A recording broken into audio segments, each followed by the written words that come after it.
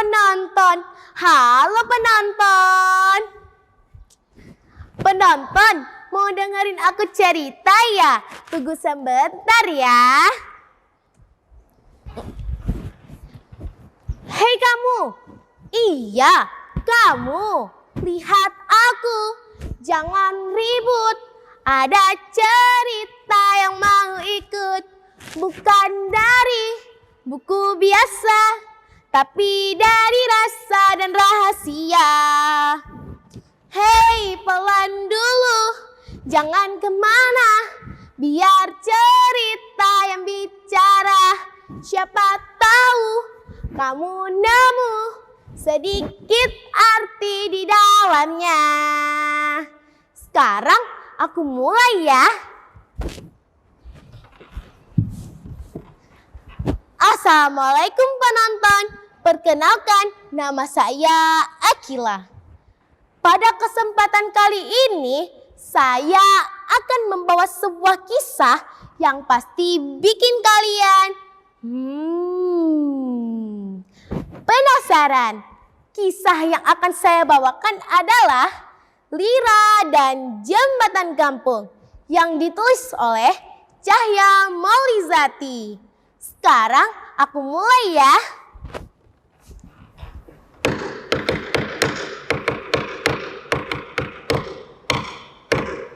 Di sebuah kampung kecil yang bernama Kampung Muling, hiduplah berbagai hewan yang hidup rukun seperti keluarga. Dan tak hanya itu, berdiri sebuah balai yang menjadi tempat berkumpul warga untuk bermusyawarah. Dan kalian harus tahu, hiduplah seekor kecil-kecil yang bernama Lira. Ia dikenal sangat cerdas, tapi sering dianggap warga terlalu hati-hati. Dan tiba-tiba suatu pagi ketika kabut turun tebal, sungai yang membelah hutan meluap dan jembatan kayu dilalui warga mulai rapuh. Padahal di seberang sungai ada ladang, tempat mereka mencari makan. Lira, dengarkan aku dulu. Kita tidak boleh terlambat. Ayolah kita lewat. Beberapa hewan tetap nekat untuk lewat. Lira mengingat pesan Tuhabet atau biasa disebut tetua kampung. Lira, kuingatkan kepadamu, setiap langkah harus dipikirkan. Jangan sampai membahayakan diri dan orang lain. Setelah tetua kampung menasihati Lira, akhirnya Lira menyimpulkan. Teman-teman, aku rasa kita perlu bermusyawarah dulu di balai. Menurut kalian gimana? Hah? Apa? Lira, bukankah itu terlalu lama? Kadang kita harus berani. Ayolah kita nekat saja. Beberapa hewan tetap nekat untuk menyeberang. Sementara itu, Lira berlari ke arah balai dan membunyikan kentongan kecil tanda warga harus berkumpul. Warga-warga, segera berkumpul. Keadaan semakin memburuk. Pada akhirnya hewan-hewan lain datang.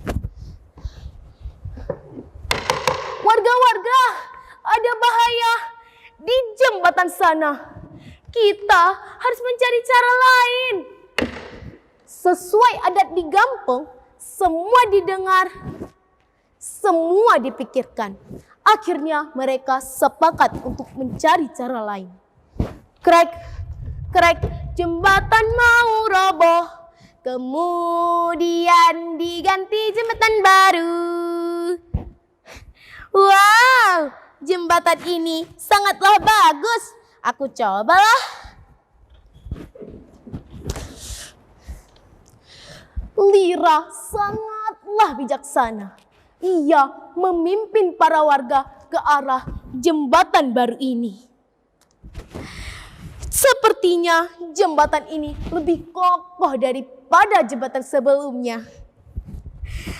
Jembatan baru ini sepertinya terbuat dari batang pohon besar.